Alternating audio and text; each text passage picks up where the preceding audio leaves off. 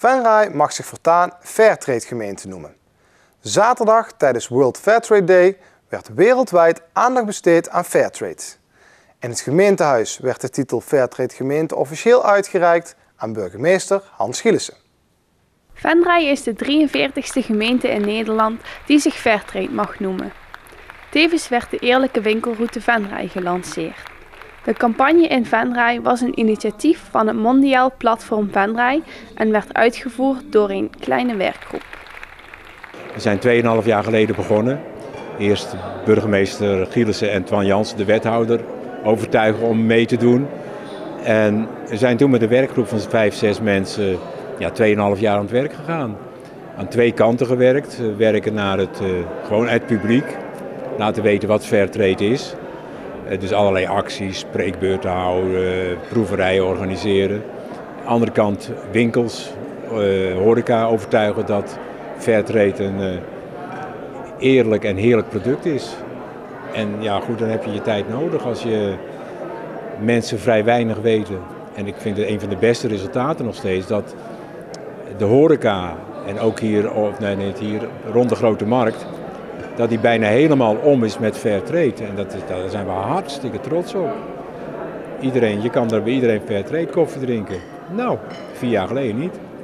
Ter gelegenheid van de uitreiking van de titel Fairtrade gemeente overhandigde burgemeester Hans Gielissen tevens een bronzen waarderingspenning aan Piet Kroft. Als voorzitter van de stichting Mondiaal Platform was Kroft de initiator van het project om van Venray een Fairtrade gemeente te maken. Ik vind het heel erg leuk. Ik had een lintje een ramp gevonden. Dit is veel leuker. Ik werk in Venray, ik woon in Venray, ik geniet in Venray. En dat de gemeente dan zegt, ach, dat mag je hebben. Ja, dat vind ik leuk. Burgemeester Hans Gielissen is trots op het feit dat de gemeente de titel Fairtrade mag dragen. Nou ja, het heeft een betekenis op zichzelf. Het is gewoon goed om te laten zien dat je niet alleen kijkt naar of een bepaald product fijn en goed en lekker is en of het betaalbaar is, maar dat je ook nadenkt over de vraag, ja, hoe is dat product gemaakt? En is daar enige vorm van oneerlijke concurrentie mee gepaard gegaan? Dus daarmee, door daar bewust van te zijn, geef je andere mensen in andere landen ook een hele mooie kans om zich te ontwikkelen. Dat is de eerste reden. Tweede reden is dat het ook helemaal niet verkeerd is om als gemeente een voorbeeld te geven aan andere gemeenten. U hoort dat we de 43ste gemeente zijn in Nederland. Het zou heel fijn zijn als we over een paar jaar meer dan 400 gemeenten hebben die Fairtrade gemeenten zijn. En ook op wereldniveau zijn er nu 1500 gemeenten die dat zijn. Niet de kleinste gemeente. Amsterdam is er eentje van en ook vele andere hoofdsteden. Nou, dat is toch een mooi rijtje waarin Venray keurig past. Zaterdag vond bovendien de heropening van de Wereldwinkel op de Bleek 82 plaats. De Wereldwinkel begon in 1990 in Venray en zat bijna al die tijd in de Henseniusstraat. Samen met andere wereldwinkels probeert ze een bijdrage te leveren aan een effectieve vorm van ontwikkelingssamenwerking. Ook maakt de Wereldwinkel deel uit van de eerlijke winkelroute. Er zijn zo'n 25 plaatsen in Nederland die zo'n route al hebben. En die verbindt de ondernemingen en de horecabedrijven die aan Fairtrade doen, die aan duurzame dingen doen. Dus je vindt daar ook tweedehandszaken. Of die aan biologische producten doen, streekproducten. Dus het begrip wat die 24 zaken met elkaar verbindt, is wat ruimer dan puur Fairtrade. Maar het brengt daarmee ook Fairtrade binnen de wandelroute, de winkelroute van de mensen die met dat kaartje in Venray hun weg zoeken. De heropening van de Wereldwinkel trok vele belangstellenden. Zij genoten onder meer van een hapje en een drankje. Fairtrade natuurlijk. De nieuwe wandelroute Landgoed Geisteren werd zondag onder grote belangstelling officieel geopend door burgemeester Hans Gielissen. De opening vond plaats in zaal De Kei tijdens de 12e kunstmanifestatie Geisteren. De bezoekers konden tijdens dit evenement onder meer genieten van kunst en muziek. Met de kerk als uitgangspunt werden ze uitgenodigd om een rondgang te maken langs alle andere kunstenaars. Tijdens de opening werd tevens de nieuwe wandelroute gepresenteerd. De route kan over afstanden van 15, 9, 6 en 4 kilometer worden gelopen en neemt de wandelaar mee over het landgoed Geisteren. Dat is al sinds 1805 in het bezit van een familie de Wijks te Wenne. Harry IJssen ontwikkelde de route samen met zijn dochter Iris. Hij is trots op het dorp Geisteren. Geisteren is het mooiste dorp van Venray. Dus we vonden het toch wel belangrijk om daar iets moois van te maken. Dus we hebben een stichting hier in Geisteren, Visit Geisteren. En wij zijn eigenlijk al 6 jaar aan de weg aan het timmeren om Geisteren te promoten. Dus zowel een site als een aantal activiteiten, borden, plattegronden. En daar passen prachtig deze route bij. Het toeristisch-recreatief platform Rijk van Venray maakte van de nieuwe wandelroute in Geisteren een pilot. Venray heeft enorm mooie wandelingen, alleen ze zijn niet bekend. We gaan nu een actie doen de komende maanden om alle wandelroutes zeg maar, die er al bestaan, om die meer onder het voetlicht te brengen, waar Geisteren dus de pilot van is. En met het geheel, zeg maar dadelijk in kaart, gaan we meedoen aan de wedstrijd Wandelgemeente 2015 volgend jaar. Rijk van Venray wil het project de komende tijd breder gaan uitzetten. Nou, er zijn meer van dit soort themaroutes. Zo is er in Kasserij bijvoorbeeld een hele mooie route Kasselse Venne. Die gaat binnenkort ook op dezelfde manier in kaart gebracht worden. Voor ons heet dat dan, wij gaan dan kijken van welke bezienswaardigheden zitten er langs, hoe gaat de route. En als we alles bij elkaar hebben, dan zetten we de route op Liefde voor Limburg en kunnen mensen vanaf Liefde voor Limburg de wandelroute gratis downloaden en lopen. En op die wandelroute staat dan waar ze kunnen koffie drinken, wat er allemaal te zien is langs de route. En als dadelijk alle knooppunten ook digitaal zijn, dan kunnen mensen zelfs met de telefoon in de hand zonder papier de wandelroute gaan wandelen. Ja. Baron de Wijkste Wenne ontving zondagmiddag tevens het eerste exemplaar van het nieuwe boek over kasteel Geisteren. In dit boek met de titel Een trots kasteel is voor het eerst de complete geschiedenis van de burcht beschreven door kunsthistorica Cynthia Siefers. Zij verwerkte veel nieuw materiaal, waaronder gegevens en foto's uit het persoonlijke archief van de baron tot een levend geheel.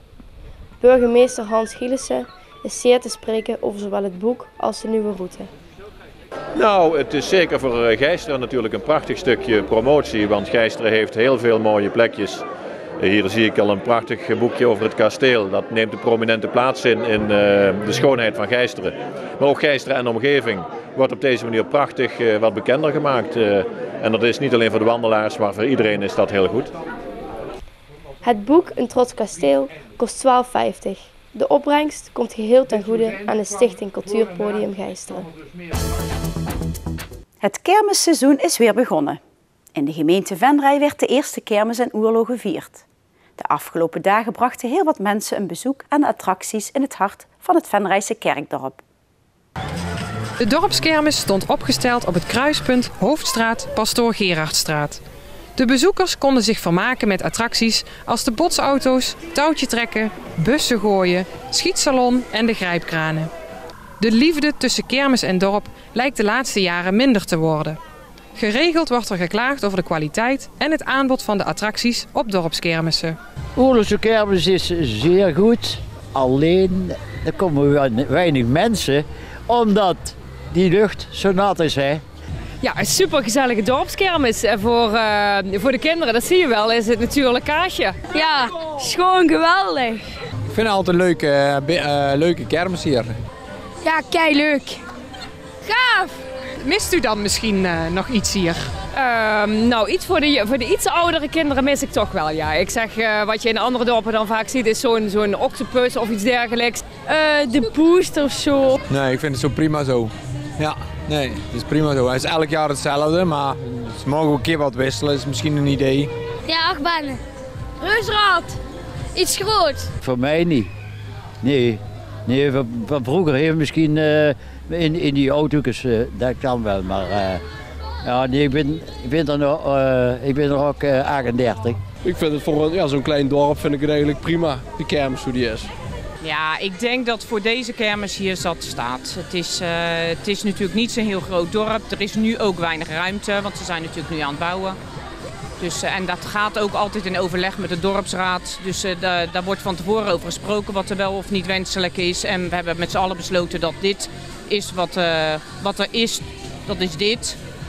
Dus, en daar zijn wij in ieder geval tevreden mee. Dus ja, en er zal altijd een achtbaan en een reuzenrad. Dat willen we allemaal, maar ja, dat is niet altijd logisch. Niet alleen voor de bezoekers was de aftrap van Oerlose Kermis de aftrap van het seizoen. Ook voor de exploitanten breekt weer een drukke tijd aan. Wij staan ook nog in Leunen, we staan in Venray. We bezoeken hier alle dorpen van de gemeente. Grote kermissen hebben geen moeite om voldoende attracties te krijgen. Voor kleine dorpskermissen ligt dat een stuk moeilijker. Mensen geven minder geld uit en gaan minder naar de kermis. Ik kan er nu ook nog niks over zeggen, want het is natuurlijk de eerste. Wij doen dan 8 kermissen in deze gemeente en Venray zelf. Dus ja, dat duurt tot Oostrum voordat we weten wat het eindresultaat is. Hoe het ook zij, de afgelopen dagen genoot jong en oud met volle teugen van de kermis in Hartje Oerlo. De kermis in Oerlo is gaaf!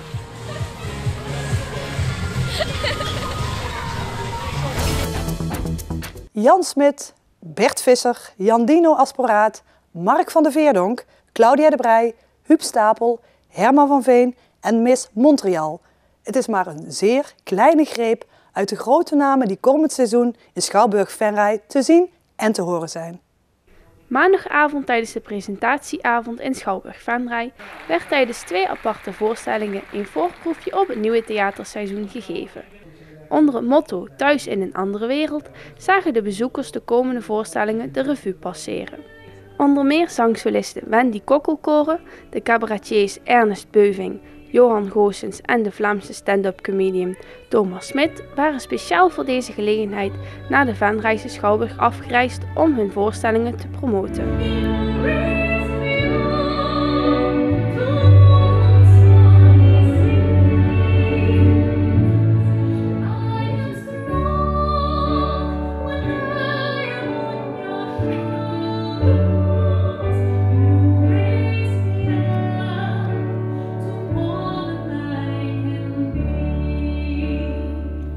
Ook 2 lokale producties die komend seizoen in de Venrayse Schouwburg op de planken staan, waren live aanwezig. Zowel de leden van de Klug van Venray als Oker zetten hun beste beentje voor om de productie voor het voetlicht te brengen. De Klug van Venray is vrijdag 12 en zaterdag 13 september de opening van het theaterseizoen van de Venrayse Schouwburg. Spannend moment. Het gaat eindelijk beginnen. We zijn al ruim een jaar bezig met de voorbereidingen. En vanavond mogen we een korte sketch op de bühne brengen. Dus ja, het is altijd mooi meegenomen. De kaartverkoop verloopt voorspoedig. Dus we zijn niet ontevreden. Eigenlijk hebben we nog niet heel veel publiciteit eraan gegeven. Dat gaat nu eigenlijk van start. Vanavond is eigenlijk ja, de start van de promotiecampagne ook. We hebben sinds kort een Facebookpagina, dus daar kan iedereen ook naartoe. Ja, natuurlijk gaan we toch via Pelemaas, via de lokale media, gaan we nog wat aandacht voor de Klug van Venray zorgen. De Klug van Venray speelt zich in 2016 af. Venray is landelijk nieuws. Niet alleen omdat Venray de eerste gemeente is met een wethouder voor leegstand, maar ook omdat iedereen aan het lezen is geslagen. Dave Kavis speelt de rol van wethouder. De wethouder van Venray. De wethouder van leegstand. De wethouder is de wethouder van leegstand en die heeft het eigenlijk redelijk voor het zeggen, denkt hij zelf. Hij is in Venray zeer geliefd, denkt hij zelf.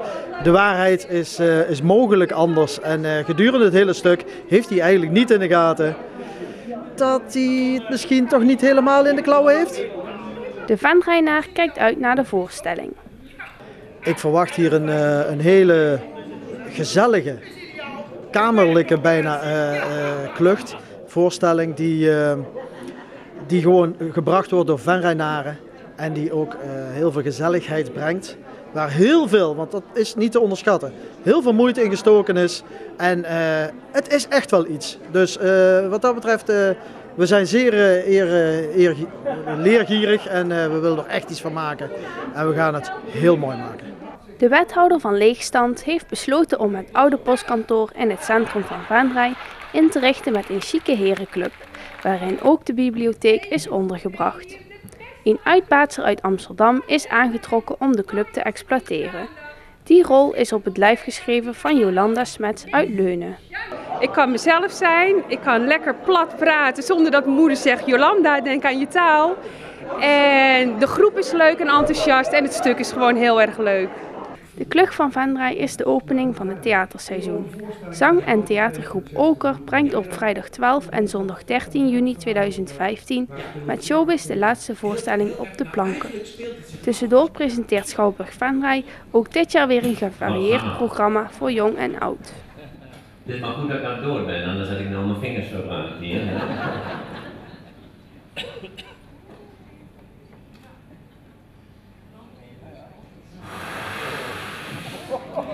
Maar roken is vuur lang genomen, heb ik al net gezegd.